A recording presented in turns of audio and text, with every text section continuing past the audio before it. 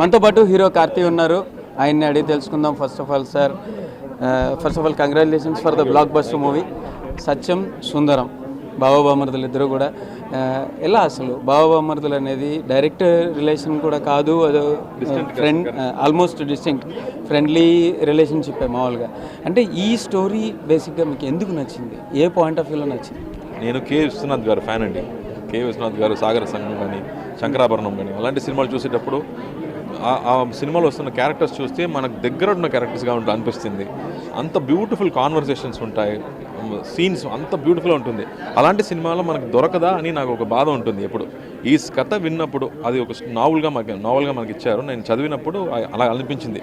So I'm getting one golden opportunity to do one special film అని అనిపించింది. So Arun స్వామి గారు కూడా అలాగే అనిపించింది. ఎవరు ఈ స్క్రిప్ట్ చదివారో అందరికీ ఇది స్పెషల్, ఇది మామూలు కాదు అని చెప్పారు. So we knew it is very very special cinema కాబట్టి we felt very happy doing it. And అలాగే థియేటర్లో కూడా సేమ్ రియాక్షన్ వస్తుంది. నేను చదివినప్పుడు ఎక్కడ ఏడానో, ఎక్కడ నవ్వానో అది స్క్రీన్ మీద జరుగుతుంది. అందరూ ఫ్యామిలీతో పాటు వెళ్తున్నారు.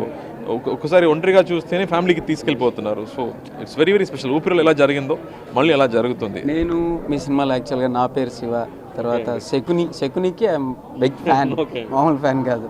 సో ఇలాంటి సినిమాస్ లాగా మళ్ళీ ఒకసారి అంటే ఇండిపెండెంట్ ఫోకస్డ్గా ఉండేటటువంటి ఒక మంచి సోషియో థ్రిల్లర్ లాంటిది ఏదైనా ప్లాన్ చేస్తున్నారు? అప్పుడు సర్దార్ సినిమా చూస్తేనే ఒక స్పై సోషల్ థ్రిల్లర్ అని చెప్పవచ్చు. సో ఐ థింక్ అలాంటి నేను ప్లాన్ చేయలేదు. వస్తున్న స్క్రిప్ట్స్లో మంచి స్క్రిప్ట్స్ నేను తీసుకుని చేస్తున్నాను. ఇప్పుడు మీరు సర్దార్ చూస్తేనే ఒక స్పై థ్రిల్లర్, ఒక పీరియడ్ అండ్ ఉంటుంది. సో సర్దార్ 2 వస్తుంది. ఇప్పుడు ఖైదీ అంటే మళ్ళీ it's a totally different cinema. So every time I like to change my self, challenge my self, but finally you have to entertain people. But art cinema కాదు. But నాకైతే సర్దార్ అనేది మాత్రం చాలా అసలు ఎండ్కి వచ్చేటప్పటికి అక్కడ మీరు మళ్ళీ క్లియర్ చేయడం, ఆయన మళ్ళీ బ్యాక్డ్రాప్లోకి వెళ్ళిపోవడం, సో చాలా థ్రిల్లింగ్గా ఉంటుంది. సో అట్లా ఇప్పుడు నెక్స్ట్ ప్రాజెక్ట్లో ఇట్లాంటిది ఏదైనా ఉందా? నెక్స్ట్ ప్రాజెక్ట్ ఏంటి? నెక్స్ట్ తెలుగు టైటిల్ పెట్టలేదు, బాబా తేరన్ ఒక సినిమా.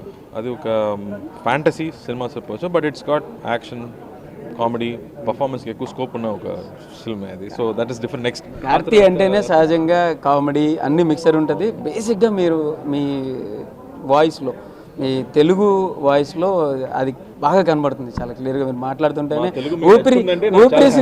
ఊపిరి సినిమాలోనే యాక్చువల్గా మీ తెలుగు కోసమే ఆ సినిమా చూసారని చాలామంది చెప్తారు. ఎలా మీరు మీ ఇదేంటి నెక్స్ట్ మీ తెలుగులోనే మీరే డబ్ చేసుకుంటున్నారు. సో సినిమాస్లో తర్వాత కామెడీని బేస్ చేసుకుని ఎట్లా చేయబోతుంది? కామెడీ మాత్రం కాదు, అన్నీ కావాలి కదా సినిమా.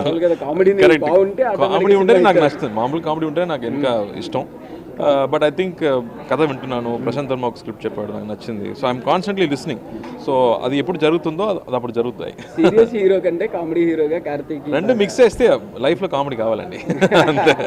సో అది పరిస్థితి, రెండు మిక్స్ చేయాలి, లైఫ్లో కామెడీ కావాలి అని చెప్పని కార్తీ అయితే చెప్తున్నారు. అదైనా మొత్తానికి అన్ని రకాలుగా అన్ని ఎక్స్ప్రెషన్స్తో అన్ని భావాలతో ముందుకు వచ్చేటటువంటి హీరోగా కార్తీక్ అయితే పూర్తి స్థాయి ఎక్స్ప్రెషన్ రాబోతుందని. ఇంకా తెలుగులో ఫర్దర్గా ఇంకా టైటిల్ ఫిక్స్ చేయలేదు, బట్ ఇంకొక ప్రాజెక్ట్ అయితే పూర్తయింది, అది కూడా తెలుగులో వస్తుంది అని అయితే మాత్రం కార్తీ చెప్తున్నారు. కెమెరా పర్సన్ నానితో రామ్, ఎన్టీవీ, విజయవాడ నుంచి.